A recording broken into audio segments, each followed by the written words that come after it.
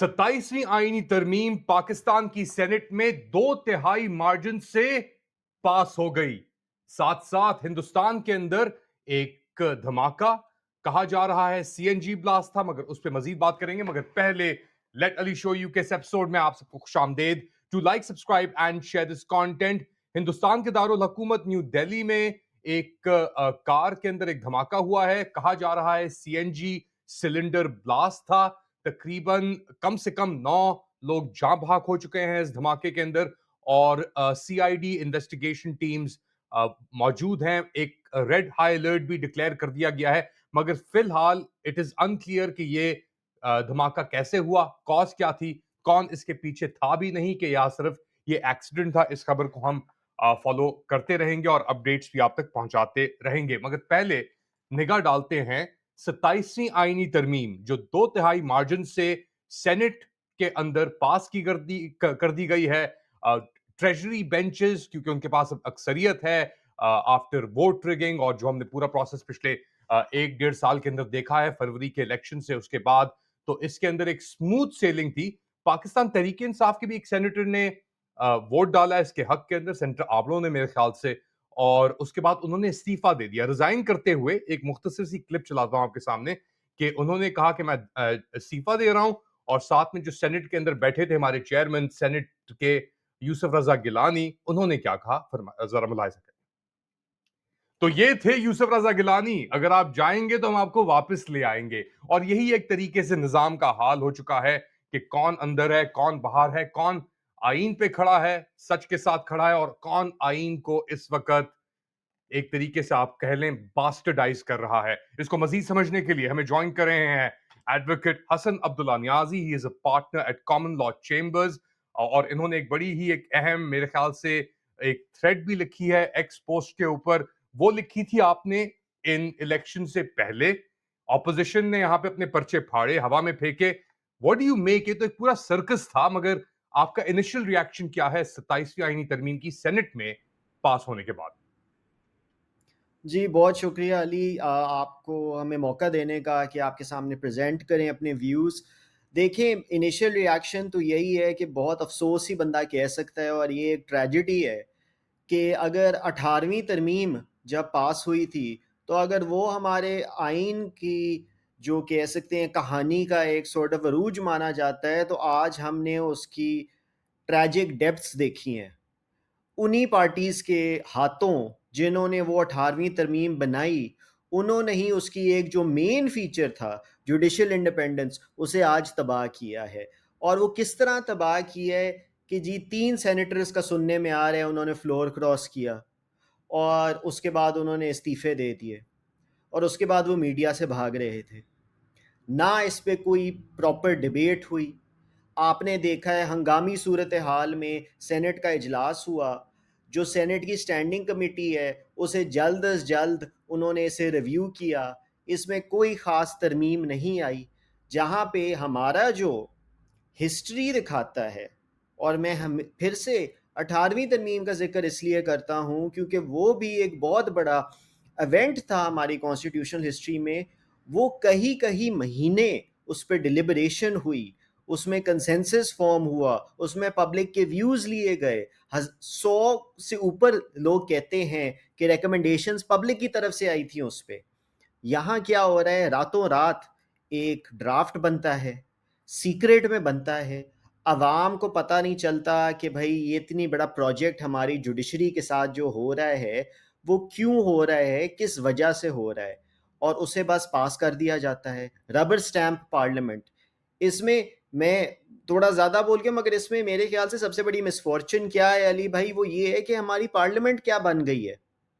ये क्या तरीका है कानून साजी करने का कि आपके सामने ड्राफ्ट आता है, आप ना डिबेट करते हैं ना कुछ कहते हैं, आप बस कहते हैं मंजूर है।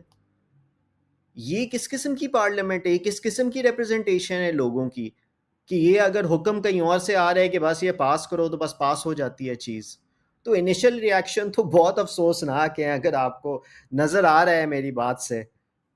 बिल्कुल, अपना ऑब्वियसली आपके तहफ़्फ़ुज़ात हैं इसके ऊपर, बहुत सारे और लोगों के भी हैं। इससे पहले 26वीं आईनी तरमीम भी आई थी, उसके अंदर भी इसी तरीके से एक हैपहैज़र्ड प्रोसेस था। ख़ैर ज़्यादा हैपहैज़र्ड इसलिए था क्योंकि وہاں پہ تو پارلیمنٹ کے اندر بھی نامعلوم افراد گھسے تھے اور فورس کیا گیا تھا لوگوں کو کہ جی آپ ووٹ اس طرح ڈالیں.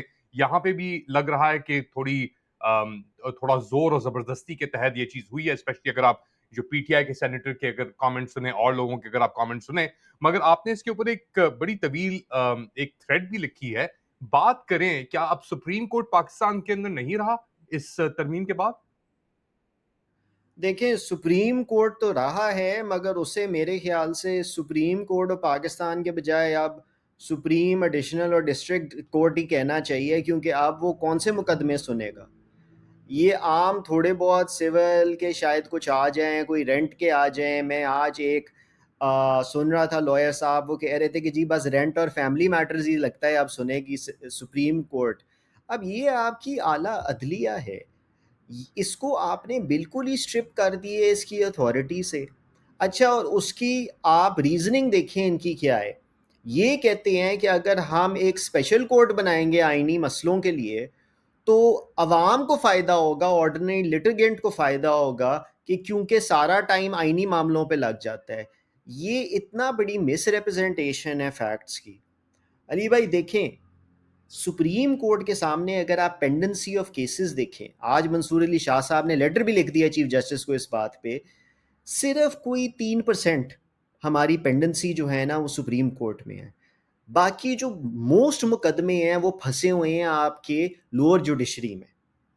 اگر آپ نے عام آدمی کے لیے کرنا تھا نا, آج آپ سول اور ڈسٹرکٹ کورٹس ٹھیک کر رہے ہوتے, آپ اس پہ کوئی کام کر رہے ہوتے. تو پھر اگر عام آدمی کے لیے نہیں ہے تو یہ کس کے فائدے کے لیے؟ یہ صرف اور صرف اس گورنمنٹ کے فائدے کے لیے ہو رہا ہے کہ اپنے من پسند ججز کو وہ آپ ایک الگ عدالت میں بٹھائیں گے, کیونکہ پہلے جو بیچ آف ججز ہوگا اس عدالت کا وہ پرائم منسٹر اور پریزیڈنٹ اپوائنٹ کریں گے. وہ جوڈیشل کمیشن آف پاکستان نہیں اپوائنٹ کرے گا, وہ ایگزیکٹو اپوائنٹ کرے گا. تو یہ تو complete violation of separation of powers ہے نا. مطلب اس میں تو کوئی وہ انہوں نے کوشش بھی نہیں کی, حالانکہ جوڈیشل کمیشن آف پاکستان میں ان کی میجورٹی ہے, کیونکہ 26ویں ترمیم سے انہوں نے وہ بھی انشور کر لیا تھا. مگر پھر بھی انہوں نے چانس نہیں لیا.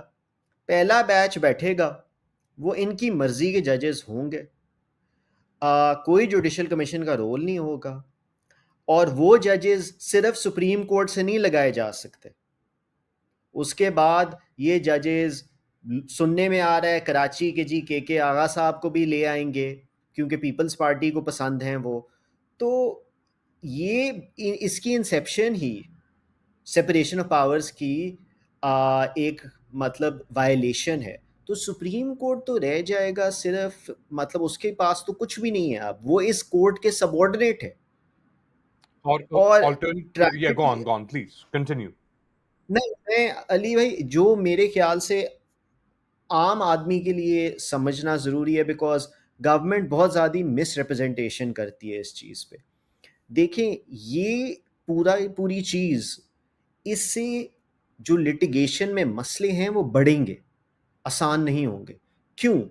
کیونکہ دیکھیں جو یہ آئینی عدالتیں ہوتی ہیں نا, یہ جو اسپیشل کانسٹیٹیوشنل کورٹ یہ کہتے ہیں کہ جی دنیا بھر کے ممالک میں ہے تو یہاں ہو گیا تو کیا مسئلہ ہے. وہ مسئلہ یہ ہے کہ جو وہ ممالک ہیں جہاں ایک اسپیشل آئینی عدالت بنی ہوئی ہے, وہ انہیں ہم کہتے ہیں سول لا جورسڈکشنز. وہ یہ جورسڈکشنز ہوتی تھی جیسے کہ جرمنی ہے. جرمنی میں اسپیشل آئینی عدالت اس لیے بنانی گئی کیونکہ ان کے پاس کوئی عدالت ہوتی ہی نہیں تھی جو کہ لاز کی کانسٹیٹیوشنل ویلیڈیٹی کے اوپر کیس سن سکے. وہاں سول لا سسٹم میں کمپلیٹ ڈفرینٹ ہوتا ہے. جو عدالتیں ہوتی ہیں وہ صرف وہ کیسز سن سکتی ہیں, جس طرح اگر ایک فیملی والی ہے تو صرف فیملی سن سکتی ہے, سول والی ہے تو صرف سول سن سکتی ہے. ہماری جو عدالتیں ہیں ان میں تمام عدالتوں کے پاس یہ اختیار ہے کہ کسی بھی کیس میں ایک آئینی نقطہ اٹھ سکتا ہے. اب جب وہ اوپر جائیں گے, یہ کون ڈیسائیڈ کرے گا کہ اس نے اب سپریم کورٹ جانا ہے یا فیڈرل کانسٹیٹیوشنل کورٹ جانا ہے؟ کوئی اس پہ ریزننگ نہیں ہے. ہمیں نہیں پتا کہ سبسٹینشیل کوسچن آف کانسٹیٹیوشنل لا کس طرح انٹرپریٹ ہوگا. تو ہوئے گا کیا کہ لٹیگنٹس کو سوچنا پڑے گا کہ اچھا ہمیں لگتا ہے کہ یہ سپریم کورٹ جانا چاہیے, سپریم کورٹ کہے گا کہ جی ہمارا اختیار نہیں بنتا, آپ فیڈرل کانسٹیٹیوشنل کورٹ جائیں. اس میں جو litigant ہے وہ آگے پیچھے ہوتا رہے گا. And we have already seen this. ایسا نہیں ہے کہ ہمیں نہیں پتہ یہ ہوگا اس لیے کیونکہ جب انہوں نے آئینی بینچ بنایا ایگزیکٹلی یہ ہوا. کیس لگا ہوتا تھا منصور علی شاہ صاحب کے پاس، منیب اختر کے پاس، ایک دم سے آبجیکشن آ جاتا تھا کہ نہیں جی یہ تو آئینی بینچ کے پاس جانا چاہیے، اور کیس وہ سنتے سنتے جی ایڈجرن ہو کے وہاں چلا جاتا تھا، پھر وہ شروع سے وہاں شروع ہوتا تھا. تو یہ تو صورتحال انہوں نے بنائی ہے. تو ان کی یہ مس ریپرزنٹیشنز پہ عام عوام کو نہیں جانا چاہیے. 57 شاخوں کے اوپر آرٹیکلز کے اوپر تبدیلیوں کی بات کی گئی ہے، یعنی 57 articles of the constitution have been changed as a result of the 27th amendment. اس کے اندر ایک تو آپ نے یہ اپنا لیگل ایسپیکٹس اور کورٹ اور ان سب چیزوں کی بات کی، ایگزیکٹو کے پاس کیا نئی پاورز آئی ہیں، کورٹ سے کیا پاورز لے لی گئی ہیں، اب یحییٰ آفریدی کا کیا سٹیٹس ہوگا as chief justice of Pakistan, وہ شاید نہ رہیں، اور جو اس کے اندر تبدیلیاں ہیں اس کے اوپر تھوڑا ہمیں بتائیں گے پلیز. دیکھیں اس کے علاوہ جو تبدیلی ہے وہ میں نے آپ کو اپوائنٹمنٹ پروسیس کا تو بتایا، مگر اس کے علاوہ جو اہم تبدیلی ہے وہ یہ ہے کہ ججز کے ٹرانسفر کے معاملے کے اوپر. اب پہلے یہ ہوتا تھا کہ ایک ہائی کورٹ سے اگر آپ نے ایک جج کو ٹرانسفر کرنا ہوتا تھا کسی اور ہائی کورٹ، تو آپ کو اس جج کی کنسنٹ چاہیے ہوتی تھی. اب یہ ضروری کیوں ہے؟ دیکھیں ججز جو ہیں، جس طرح ہم نے سپریم کورٹ میں بھی دیکھا پاسٹ میں، ان کو انڈیپینڈنس صرف ایکسٹرنل انفلوئنس سے نہیں چاہیے ہوتی، انہیں انڈیپینڈنس انٹرنلی بھی چاہیے ہوتی ہے. سمجھیں آپ کا ایک چیف جسٹس ہے، وہ آپ پہ پریشر ڈال دے، وہ کہے کہ جی آپ اس طرح فیصلہ دیں، تو جج کو تو آزادی ہر قسم کی چاہیے ہوتی ہے. اب یہ کیوں ہو رہا ہے کہ کنسنٹ ہٹا دی جائے اور آپ جوڈیشل کمیشن فیصلہ کرے گی کہ کس کو ادھر سے اٹھا کے ادھر دینا ہے؟ وہ ہو رہا ہے کیونکہ اسلام آباد ہائی کورٹ میں کچھ ججز نے انہیں تنگ کیا ہوا ہے. اسلام آباد ہائی کورٹ کے آؤٹ سپوکن ججز ہیں، وہ اپنی آواز اٹھا رہے ہیں، وہ کہہ رہے ہیں جو ہو رہا ہے وہ غلط ہو رہا ہے. وہ سپریم کورٹ بھی پہنچ گئے. ان میں سے ایک جج کے خلاف ایک جعلی ڈگری کا کیس انہوں نے بنا لیا ہے اچانک جیسے ہی. اور یہ کب کیس شروع ہوا تھا علی بھائی؟ وہ ہوا تھا کہ جی طارق جہانگیری صاحب الیکشن ٹرائیبیونل کا کیس سن رہے تھے، تو جیسے ہی وہ کیس کو ذرا جلدی چلانا شروع ہوئے تو ایک دم سے ان کے خلاف یہ مقدمے اٹھنے شروع ہو گئے. تو انہیں جو جج تنگ کرتا ہے، اور اگر چیف جسٹس بھی کیونکہ انہوں نے ہی اسلام آباد ہائی کورٹ کا لگایا ہے تو اس کی بھی کنسنٹ مل جائے گی، تو ان ججز کو کہیں لیفٹ رائٹ کر دیا جائے گا. تو اب ہر جج کوئی مشکل فیصلہ لینے سے پہلے یا کوئی ایسا فیصلہ جو اسے لگتا ہے کہ شاید اس کے چیف جسٹس کو نہ پسند آئے حکومت کے خلاف، تو وہ تو 10 بار سوچے گا کہ بھائی میں اگر یہ فیصلہ دے دوں تو مجھے یہاں سے اٹھا کے پتہ نہیں کہاں بھیج دیں گے. تو یہ institutional with in the institution independence بھی چلی گئی. تو ایک تو یہ بہت اہم ترین امینڈمنٹ ہے.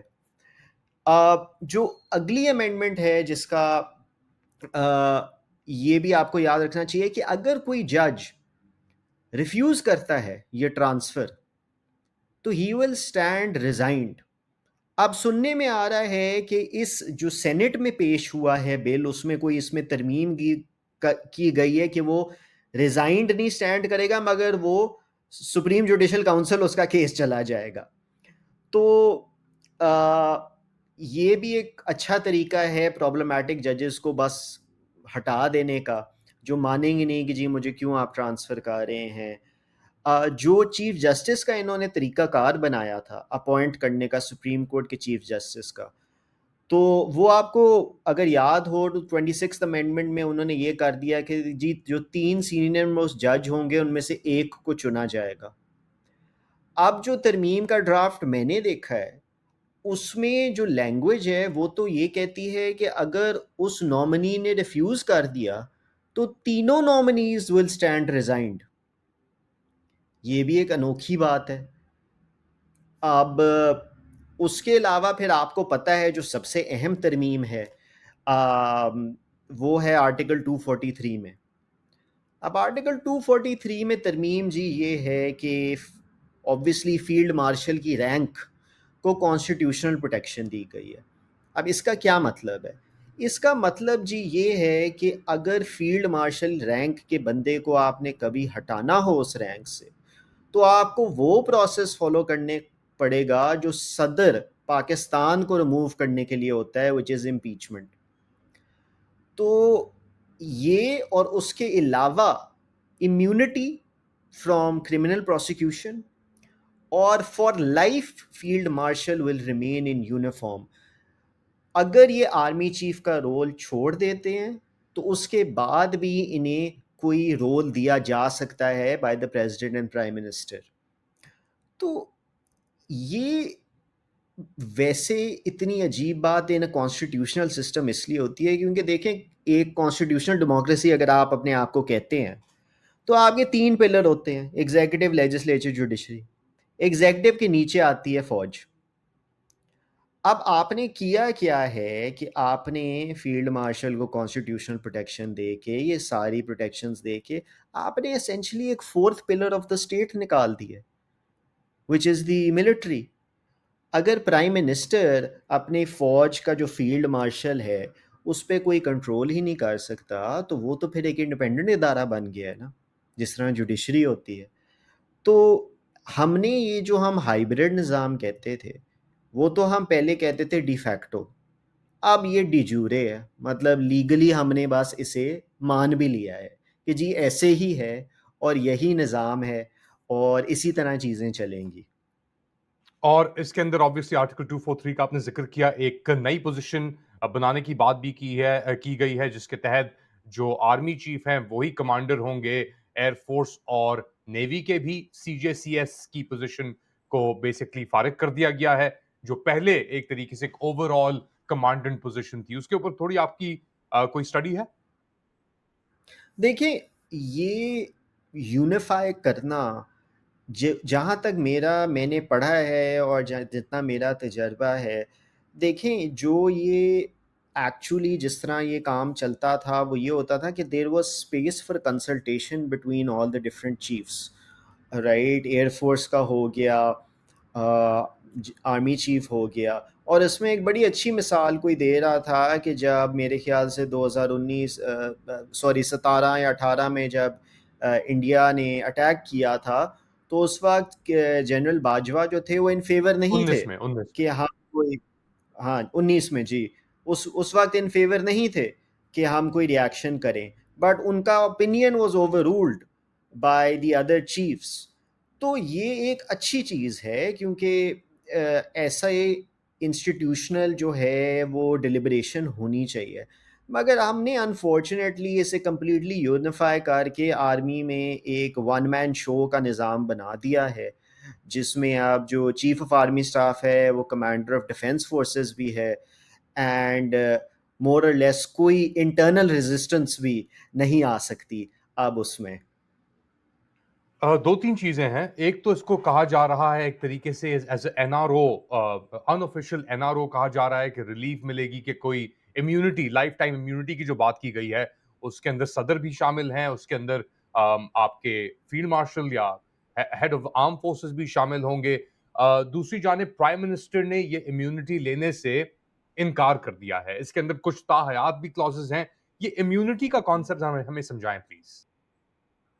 دیکھیں, پریزیڈنٹ کو امیونٹی حاصل ہوتی ہے generally for actions taken as head of the state, right. اس امیونٹی کا کانسٹیٹیوشنل لاء میں یہ مطلب نہیں ہوتا کہ پریزیڈنٹ صاحب باہر نکلیں, کسی کو گاڑی کے نیچے دے دیں تو ان کے پاس امیونٹی ہے, ٹھیک. اٹس یوزلی انڈرسٹوڈ ایز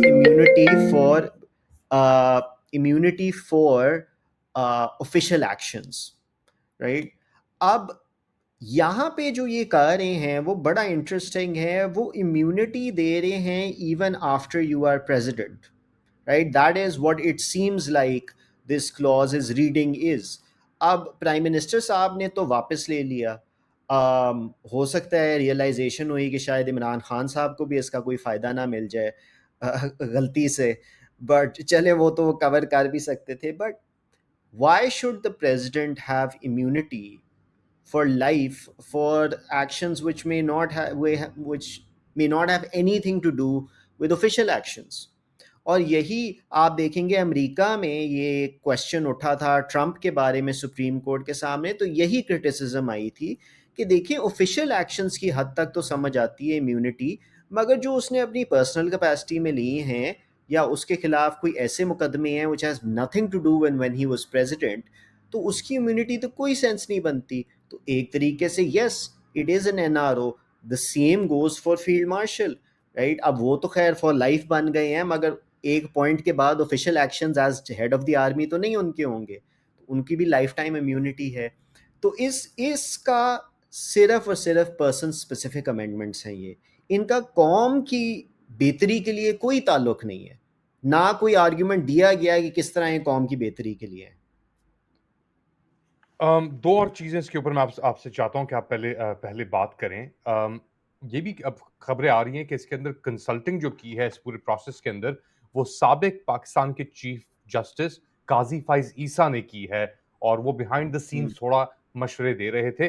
ایک اور خبر آ رہی ہے کہ جو یہ پہلا یہ جو فیڈرل کانسٹیٹیوشنل کورٹ بننے کے لیے جا رہا ہے, اس کے اندر شاید پہلے چیف جسٹس کے لیے بھی وہ رننگ کے اندر ہیں قاضی فائز عیسیٰ. ان کا کیا کردار رہا ہے اس پورے پروسیس کے اندر from the beginning to the end, آپ بتا سکتے ہیں تھوڑا؟ جی بالکل. دیکھیں علی بھائی, یہ سب کچھ جو ہے نا جو ہوا ہے 26 سے لے کر 27 امینڈمنٹ تک, اس سے پہلے بھی آپ چلے جائیں جو ہم نے الیکشنز کا دیکھا, ہم نے ریزرو سیٹس کا دیکھا معاملہ, ان میں سے کچھ بھی نہیں ہو سکتا تھا قاضی فائز عیسیٰ کی فیسیلیٹیشن کے بغیر. اور یہ بڑا دکھ ہوتا ہے کہتے ہوئے کہ جوڈیشری کے کسی ممبر نے یہ کیا, مگر دیکھیں اگر جوڈیشری کی طرف سے ریزسٹنس ہوتی اس وقت ایک یونائٹڈ جوڈیشری ہوتی جس کا چیف کھڑا ہوتا اور کہتا کہ ایسا نہیں ہوگا, تو یہ سب کچھ نہ ہو سکتا. صرف قاضی فائز عیسیٰ نہیں ہے اس میں انوالوڈ, میں تو کہوں گا امین الدین خان صاحب کا بھی اس میں بہت بڑا رول رہا ہے اسے فیسیلیٹیٹ کرنے میں. یا فریدی صاحب کا سائلنس کوئی بہت بڑا رول رہا ہے اسے فیسیلیٹیٹ کرنے میں. تو قاضی صاحب کا جو رول ہے وہ تو بالکل ایسے ہی تھا کہ انہوں نے پوری طرح فیسیلیٹیٹ کیا گورنمنٹ کو. وہ کیسے کیا دیکھیں آپ, ریزرو سیٹس والا کیس دیکھیں, آپ بلے کے نشان والا کیس دیکھیں, یہ ساری چیزیں ہوئیں جس کی وجہ سے آج اس گورنمنٹ کے پاس 2/3 اکثریت ہے پارلیمنٹ میں. اینڈ ان کا رول اس حد تک تھا کہ انہوں نے جوڈیشری کو مزید ڈیوائیڈ بھی کیا, اینڈ اس لیے جوڈیشری یونائٹ بھی نہیں کر سکی. تو قاضی صاحب اگر بیہائنڈ دا سینس کا رہے ہیں یا کچھ, اس کا مجھے تو نہیں پتا, مگر ان کا رول یہ تھا کہ اگر ان کی طرف سے اتنا زیادہ ڈیفرنس ٹو دا گورنمنٹ نہ آتی before the elections and after the elections, تو ابھی جو سب کچھ ہو رہا ہے وہ شاید نہ ہو سکتا. اور اس میں ان کا جو ایک فیصلہ ہے جو تاریخ یاد رکھے گی وہ ان کا بلے کا نشان چھیننے والا فیصلہ ہے. دوسرا, انہوں نے جس طرح ریزرو سیٹس والے کیس میں جلد از جلد اس کا ریویو لگوایا, اور 63A والا جو کیس ہے, سوری ریزرو سیٹس والے کیس میں جلد از جلد ریویو لگانے کی کوشش کی, مگر جو فلور کراسنگ والا کیس ہے اس کا جلد از جلد انہوں نے ریویو لگانے کی کوشش کی تاکہ 26 امینڈمنٹ کے وقت فلور کراسنگ ہو سکے اور وہ ووٹ کاؤنٹ کرے. آپ کو یاد ہوگا منیب اختر صاحب کی جو فیصلہ تھا وہ کہتا تھا کہ جب آپ فلور کراس کریں گے اور آپ ووٹ ڈالیں گے تو آپ کا ووٹ کاؤنٹ نہیں ہوتا.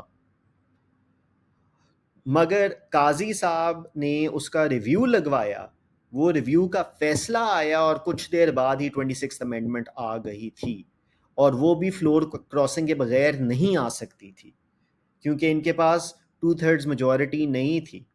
اس کے بعد میں کہوں گا امین الدین خان صاحب کا بہت بڑا رول ہے, اور اس بینچ کا جس نے ریزرو سیٹس والے فیصلے کو اوورٹرن کیا, اور وہ اوورٹرن کر کے اس گورنمنٹ کو مفت میں سیٹیں ملی جو ان کے حق میں نہیں بنتی تھیں.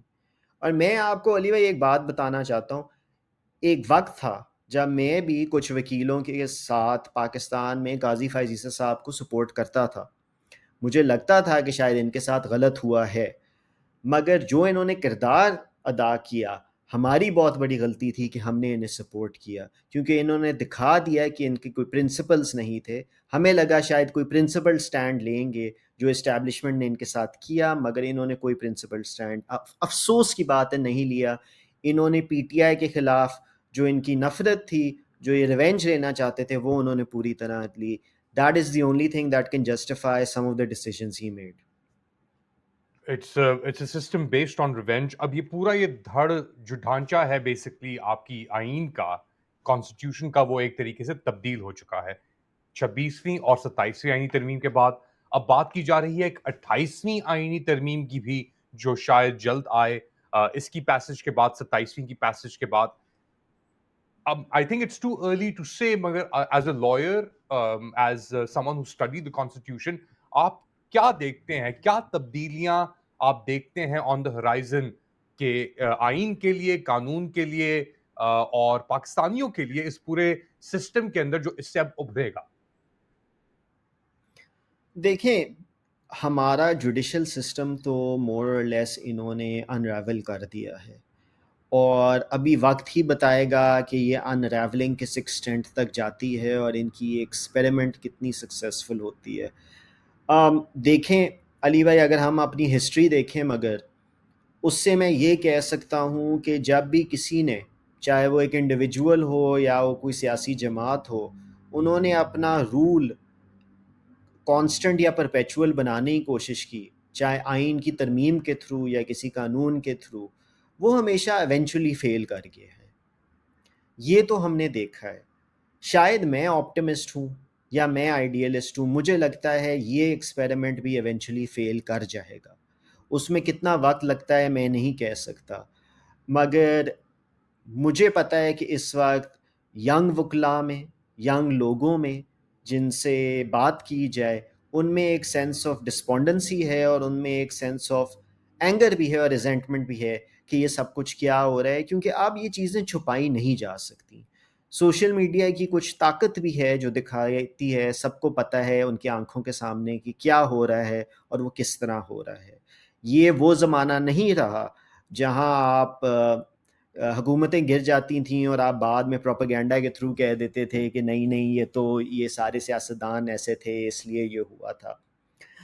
دوسری، جہاں تک 28th امینڈمنٹ کی بات ہے، دیکھیں میرے خیال سے ابھی یہ دیکھیں گے کہ یہ جو ان کی اب نئی ایکسپیریمنٹ ہے یہ کیسی جاتی ہے اور یہ انہیں کتنا کنٹرول دیتی ہے. میرے خیال سے یہ حکومت نے دکھا دیا ہے کہ یہ اپنا کنٹرول اور پاور رکھنے کے لیے کچھ بھی کرنے کے لیے تیار ہیں. کوئی پرنسپل سٹانس نہیں ہے جو وہ بلڈوز نہیں کرنے کے لیے تیار، کیونکہ جس طرح میں نے آپ کے شو کے شروع میں کہا تھا، یہ وہ دو پارٹیز ہیں جن کو اگر کسی چیز کا کریڈٹ دیتے تھے ہم ایز کانسٹیٹیوشنل لائرز یا آن اے نان پولیٹیکل بیسس، تو ہم کہتے تھے کہ یار انہوں نے ایک چیز اچھی کی، 18ویں ترمیم ایک بہت اچھی چیز تھی، اس ملک کو ضرورت تھی. انہوں نے وہی چیز ختم کر دی ہے جو ان کے پاس تھی. تو پھر پیچھے رہ کیا جاتا ہے؟ کیا پرنسپل رہ جاتا ہے جس کی بنیاد پہ ہم کہہ سکتے ہیں کہ یار اس حد تک نہیں جائیں گے؟ کیونکہ میرے خیال سے کنٹرول رکھنے کے لیے کچھ بھی کریں گے، اور اس میں سب سے بڑا خطرہ انہیں نظر آتا ہے اس وقت پاکستان تحریک انصاف. اور پاکستان تحریک انصاف کے خلاف مزید آپ کو پتہ ہے جس طرح کیسز بھی چل رہے ہیں، جس طرح ان کے خلاف مقدمے بھی ہو رہے ہیں، انہیں وہ جاری رکھیں گے. اس ملک میں رائٹ ٹو پروٹیسٹ تو مور اور لیس ختم کر دیا ہے انہیں، اس حد تک کہ اگر آپ غازہ کے حق میں بھی پروٹیسٹ کرنا چاہیں تو وہ بھی نہیں ہو رہا لوگوں سے. تو ابھی تو بہت بلیک حالات ہیں، but I do not put any thing pass them in making a 28th اور 29th امینڈمنٹ. بٹ میرے میں پھر بھی ابھی ہوپ ہے کہ مجھے لگتا ہے کہ یہ جو ان کا ایکسپیریمنٹ ہے یہ ایونچولی کلیپس کرے گی. اور اگر یہ چیز کلیپس کرتی ہے ویری کوئکلی، تو ابھی تو یہ آئین کی تبدیلیاں ہیں، کیا ہم ایکسپیکٹ کر سکتے ہیں تاریخ گیون دا ہسٹری کہ ایک ایکسٹرا کانسٹیٹیوشنل اسٹیپ بھی لیا جا سکتا ہے؟ کیونکہ یہ ہموار نہیں کر رہا یہ راستہ اس چیز کے لیے. دیکھیں، بار تو نہیں کرتا. میرے خیال سے یہ بس ایک طریقہ ہے اس ایکسٹرا کانسٹیٹیوشنل کو کانسٹیٹیوشنل ایک طریقے سے بنانے کا. دیکھیں، آپ نے ایک fourth pillar of the state تو کانسٹیٹیوشن کے اندر بنا دیا ہے، اب ایک رول اسے دے دیا گیا ہے. جو ادارہ ایگزیکٹو پرائم منسٹر کے نیچے آتا تھا, آپ نے ایک اس میں پوزیشن بنا لی ہے جس میں پرائم منسٹر بھی نہیں اسے ریموو کر سکتا. مگر اس کے اس اندر میں وہ آپ کو retort, sorry to cut you off, وہ ریٹورٹ یہ دیتے ہیں کہ جی یہ تو کردار پہلے ہی موجود تھا, ہم نے اس کو فارملائز کر دیا ہے اور فارملائز کرنے کے بعد ہی یہ چیز شاید بہتری کی طرف جائے.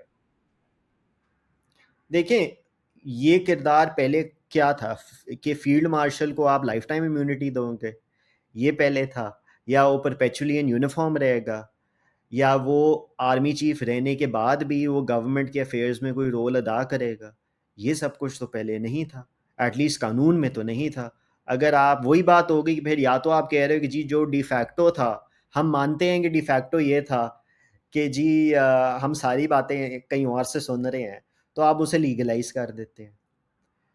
بٹ اسے لیگلائز کر کے وہ چیز صحیح تو نہیں بن جاتی. آپ اتھارٹیرین رجیمز میں بھی چلے جائیں, وہاں بھی آئین ہوتے ہیں, مگر وہ اتھارٹیرین آئین ہوتے ہیں, وہ لوگوں کے حقوق کے لیے تو نہیں بنے ہوتے. تو یہ ترمیمیں بھی لوگوں کے حقوق کے لیے تو نہیں ہوئے. فارملائز کس چیز کے لیے کر رہے ہیں؟ ایک آدمی کے لیے کر رہے ہیں نا, ایک پرسن اسپیسیفک امینڈمنٹ ہے. اس میں آپ مجھے بتا دیں کہ اس میں قوم کو کیا فائدہ ہو رہا ہے. مجھے تو کچھ نہیں نظر آتا. یہ جو ادھر آئیں بائیں شائع کی باتیں کرتے ہیں کہ جی اس سے پتہ نہیں اسٹریٹجک ڈیسیجن میکنگ بڑی صحیح ہو جائے گی یا کچھ, مجھے frankly I'm unconvinced. The word that they use is synergy. Thank you so much, Hassan Abdullah Niazi, partner Common Law Chambers. بہت ہی ایکسٹینسو آپ نے یہ اس کے اوپر تجزیہ دیا ہے. آئی ہوپ ہمارے ویورز کو بھی یہ پسند آیا ہوگا. Thank you sir. Thank you Ali بھائی. What do you guys think? Let me know in the comment section. Do like, subscribe and share this content. تھوڑی دیر بعد دوبارہ حاضر ہوں گا اپڈیٹ کے ساتھ. تب تک کے لیے اللہ حافظ.